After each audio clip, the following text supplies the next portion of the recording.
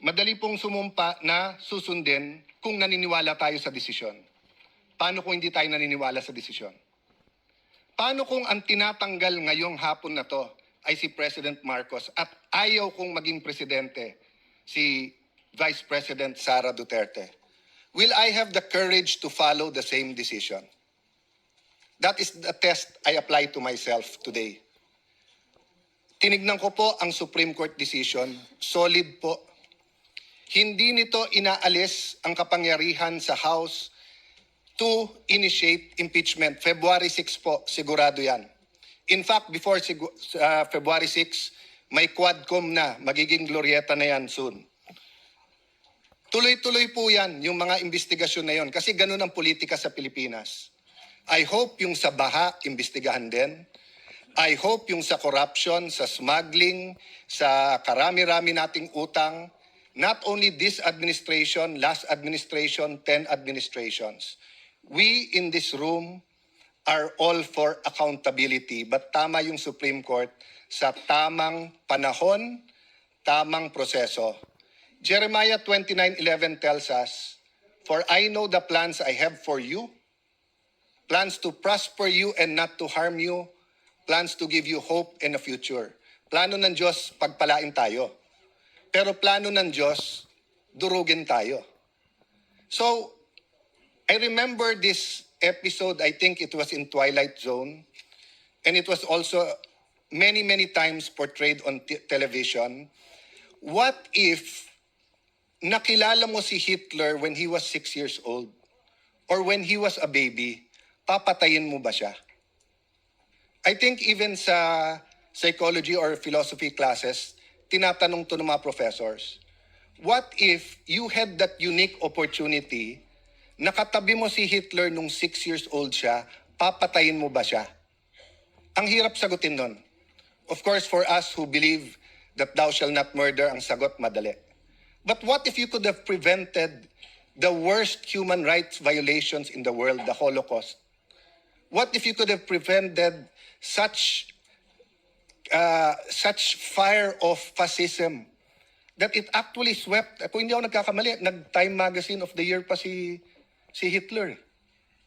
I wonder what our answer is. But I know my answer here today. If you kill Hitler when you are 6 years old, if you justify the ends by the means, you will create more Hitlers. So if the Vice President is guilty, dapat po siya ay i-impeach. Pero sa tamang panahon at tamang proseso. Nagsalita ng Korte Suprema na mali ang proseso, mali ang panahon. But yun po, Mr. President, sana kung ano ang discussion since February 5 dito na nakatuon kay Vice President Sara Duterte, sana kung sino ang guilty sa mga baha, ganun din tayo. Hindi naman siguro si Sara ang gumawa ng mga baha. Sana po kung ano ang cause ng pagkabansot or stunting yung corruption, ganun din. Araw-araw talagang wag natin tantanan.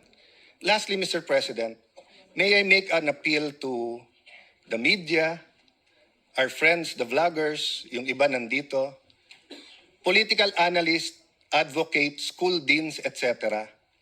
Nakalagay kasi dito, we all agree on a regime of truth.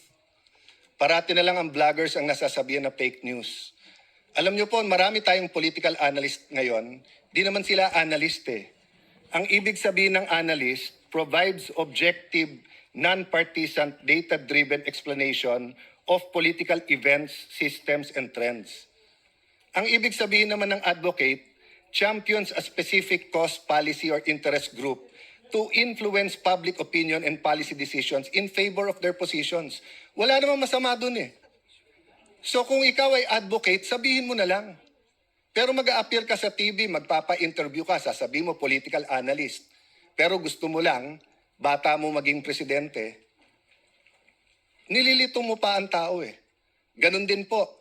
Ilan beses kami binugbog dito nung iba na ang sabi, bawal daw ang isang senator judge na mag-move to dismiss. Pero sila din ngayon ang nagsasabi sa mga senator judge, mag-MR kayo sa Supreme Court. Saan ka kayo nakakita na Hindi pwede mag-motion to dismiss. Judges dismisses cases because of no jurisdiction.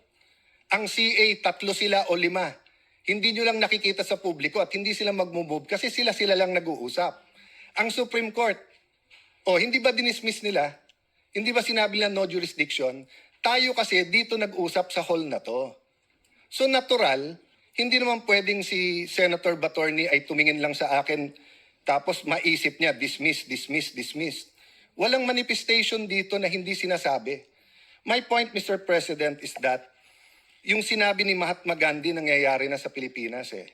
Sabi ni Mahatma Gandhi, if it's an eye for an eye, the whole world will go blind. Let's make our stand. Ilang beses ko narinig dito sa hall na to, ang taong bayan, ang taong bayan, ang taong bayan. Hindi ba naman lahat naman tayo halal ng taong bayan eh, di ba? Hindi ba pwedeng sabihin ko na lang ang opinion ni Alan Cayetano? Isa lang naman ako eh. Ang opinion ni Joel Villanueva. Ang opinion ni Mocha Uson. Isa lang naman siya. Pero yung sabihin ko sa inyo, guys, ang opinion ng civil society, ang opinion ng masa, ang opinion ng taong bayan, dapat makonvict. Are we not overstepping and are we not confusing rather than enlightening our political processes? Yes, you might think this is a different Alan Cayetano from the impeachment of President Estrada, impeachment of President Arroyo, impeachment of yung hindi natuloy na impeachment kay CJ Davide, sa impeachment ni CJ Corona. But aren't we supposed to be wiser? At hindi ba tama naman yung sinabi ng Supreme Court? Dapat may impeachment pero hindi dapat gamitin ito ng magkalaban lang sa politika. Ayaw natin maging presidente si Vice President Sara, talunin nyo na lang sa 2028.